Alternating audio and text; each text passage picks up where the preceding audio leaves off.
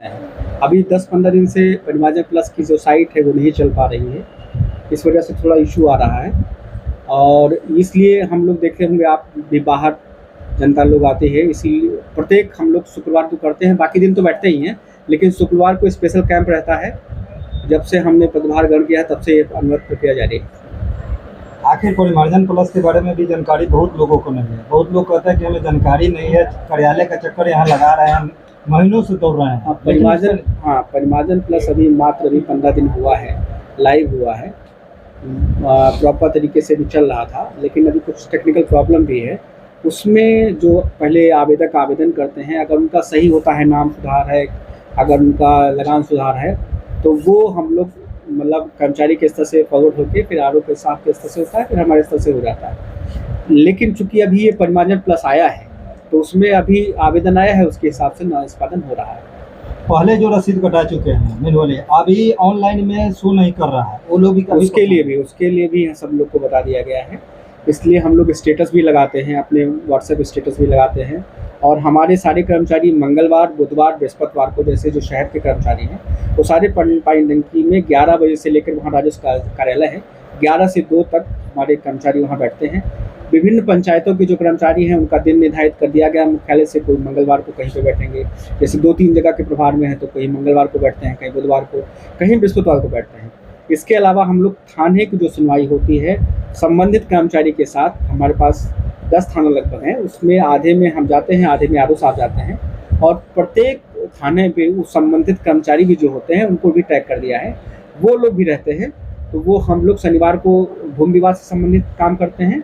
उसके अलावा शुक्रवार को यहाँ हम लोग जनता दरबार करके यहाँ पे बैठ के हमारे कर्मचारी काम करते हैं। इसके अलावा सोमवार, मंगलवार, बुधवार और बृहस्पतिवार सब लोग अपने पंचायत में या तो बैठते हैं, या तो कोई पानी टंकी में बैठ के जनता की समस्या का समाधान करते हैं।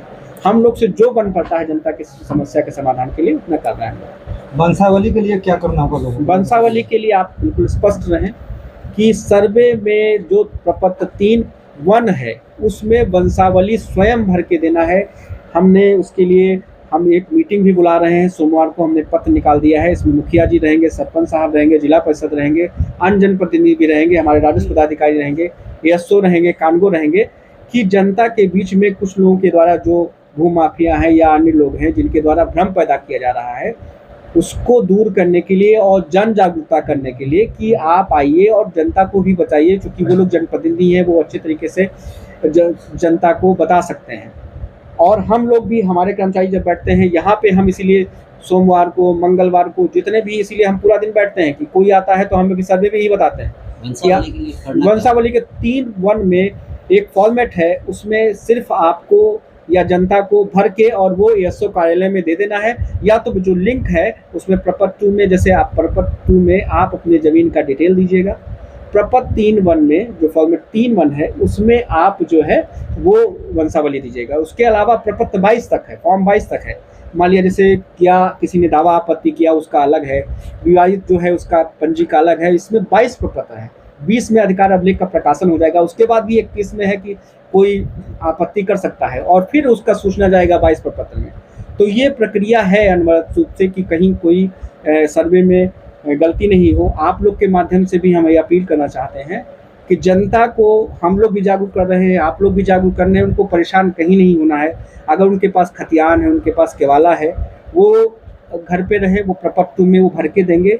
अंचल अमीन जो सर्वेयर अमीन जो है, इसमें अंचल अमीन की भागीदारी नहीं है, इसमें सर्वे अमीन जाएगा और जाके वो असल की नापी करेगा, डिजिटाइज करेगा, और सब चीज़ें ऑनलाइन वो शो करते रहेंगे। तो किसी भी प्रकार को किसी को परेशान होने की ज़रूरत नहीं है। कहीं से वंशावली ना तो मजिस्ट्रेट से बनवाना है, ना नोटरी का देना है। सिर्फ आप जो वंशावली है 3(1) में, फॉर्म 3(1) जिसको प्रपत्र 3(1) कह रहे हैं, उसमें भर के दे देना है।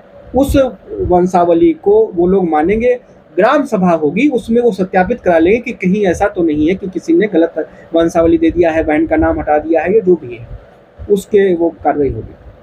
अगर मान लीजिए कि कोई वंशावली में अगर किसी का नाम छाट देता है, उस स्थिति में फिर वही हम कह रहे हैं ना कि उसके फिर स्टेज बने हुए हैं। उसके बाद दावा आपत्ति का है, फिर उसकी जांच होगी, उसमें एक कमेटी बनेगी जिसमें एएसओ हेड है, कानून को उसके सदस्य हैं, उसके बाद अमीन सदस्य हैं। वो एक कमेटी बनेगी, वो सब उसमें साइन होगा। ठीक है, वो बाकायदा इसीलिए इतना प्रपत्र बनाया गया है कि किसी भी स्टेज पे अगर किसी भी प्रकार की आपत्ति, और ग्राम सभा में इसीलिए किया जा रहा है ना कि जब प्रपत्र जमा करेगा फिर ग्राम सभा होगा, वहाँ पे जब वो जाएंगे तो स्थल पे, तो वहाँ पे लोग बता देंगे कि जो वंशावली लगी है वो गलत है। कोशिश करना है आप लोग के माध्यम से, हम लोग का अनुरोध है, अंचल का हमारे जो कर्मी है वो मुस्तैद है उस चीज़ को, हम लोग भी जानकारी दे रहे हैं, जो सेवा परिवारजन प्लस के माध्यम से हम लोग से हो पाएगी वो सहयोग होगा। अगर हम हमारे स्तर से कुछ मांगा जाता है, जैसे हमारे यहाँ लेखागार में जो प्रखंड का एसओ है उनको हमने टेबल दे दिया है, कुर्सी दे दिया है, उसके अलावा हमने उनको कंप्यूटर दे दिया है, प्रिंटर दे दिया है, कार्टेज दे दिया है, कागज़ दे दिया है कि उनको किसी भी प्रकार की व्यवस्था नहीं हो, पंखा जो भी मूलभूत सुविधाएँ थी वो हम लोग ने उपलब्ध करा दी है। उनको जो अंचल से अगर कोई ज़रूरत होगी वो कागज़ हम लोग उन लोग को उपलब्ध कराएंगे। हमारा लोग का यही है कि सर्वे सफल हो जाए, सर्वे सफल हो जाएगा तो बहुत सारे भूमि विवाद खत्म हो जाएंगे, इसकी सरकार की छवि अच्छी होगी, पदाधिकारी हम लोग की छवि अच्छी होगी, हमारे जो कर्मी हैं उनकी छवि अच्छी होगी, अमीन को भी नापी करने में कोई दिक्कत नहीं रहेगा, खाता खसरा रकबा हो जाएगा, शुद्ध हो जाएगा। तो मेन आम जनमानस को इसका फायदा होगा और सबको सहयोग करने की हम लोग भी अपील करते हैं कि सबको सहयोग करें जिससे जनता की समस्या का निदान हो सके। किसी का दाखिल खारिज अगर नहीं हो पाया हो तो उस स्थिति में फिर वो क्या करेगा? उसमें भी कोई दिक्कत नहीं है, खतियान रखिए, दाखिल खारिज नहीं है तो दाखिल खारिज पुराना है मालिया के वाला है तो वो रखे रहेंगे, उस दाखिल खारिज के उसको देंगे और फॉर्म 2 में भरेंगे कि इस खतियानधारी का ये वंशज ने इनको हमको जमीन दिया है, उसके बाद वो वंशावली देंगे, उसके आधार पे सर्वे हो जाएगा। ऐसा नहीं है कि दाखिल खारिज जिसका नहीं हुआ उसका सर्वे नहीं हुआ। हाँ, ये है कि जो से मान लिया किसी आपत्ति की वजह से उसका दाखिल खारिज रद्द हो गया हो, कोई वाद चल रहा हो, उस केस में दावा आपत्ति होगी, फिर वो सर्वे की टीम देखेगी। घबराने की कोई जरूरत नहीं है। इसमें किसी भी प्रकार की किसी भूमाफिया दलाल मध्यस्थ के जाने की जरूरत है, ना कहीं परेशान होने की जरूरत है। अगर नहीं होता है, इसीलिए हमने सोमवार को मीटिंग रखी है, सभी जनप्रतिनिधियों से अनुरोध किया है कि आप लोग भी आइए, हम लोग भी जन जागरूक कर रहे हैं, आप लोग भी जन जागरूक करिए।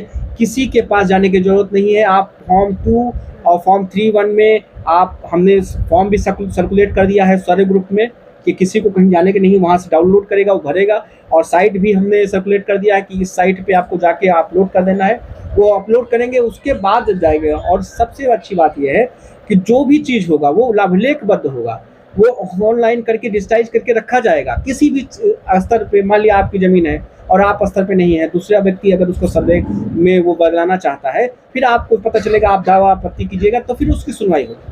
तो किसी को इसमें परेशान होने की ज़रूरत नहीं है, किसी के बहकावे में नहीं आए, गुमराह नहीं है। आप जब भी बात करें पदाधिकारी से, यहाँ पे कुछ लोग को ये भी बात हुई कि कुछ लोग कह रहे हैं कि हम फॉर्म इकट्ठा करेंगे। एक कल हमारे पास कंप्लेन किया है एक कानून जो सर्वेयर है कि कुछ लोगों ने उनको कहा कि हम आपको 50 फॉर्म इकट्ठा करके मेरे थ्रू फॉर्म लीजिए, जो कि ठीक नहीं है। किसी व्यक्ति के थ्रू फॉर्म 10, 20, 50 क्यों लिया जाएगा? वो रैयत देगा, रैयत अपनी बात बताएगा, क्योंकि जब माध्यम हो जाता है तो व्यक्ति अपनी बात बता नहीं सकता। उससे कागज हुआ, कोई कमी होगा तो उसका नंबर रहेगा, उससे वो सर्वेयर मांगेगा। तो इसमें जन जागरूकता करना है, हम लोग प्रयास कर रहे हैं, आप लोग भी प्रयास कीजिए। ये जनता का काम है और जनता के लिए है और जनता के द्वारा है। हम लोग भी तो जनता के जो टैक्स पेयर से हम लोग को मिलता है, तो हम लोग भी सहयोग कर रहे हैं, आप लोग भी सहयोग कीजिए और ये काम सफल हो।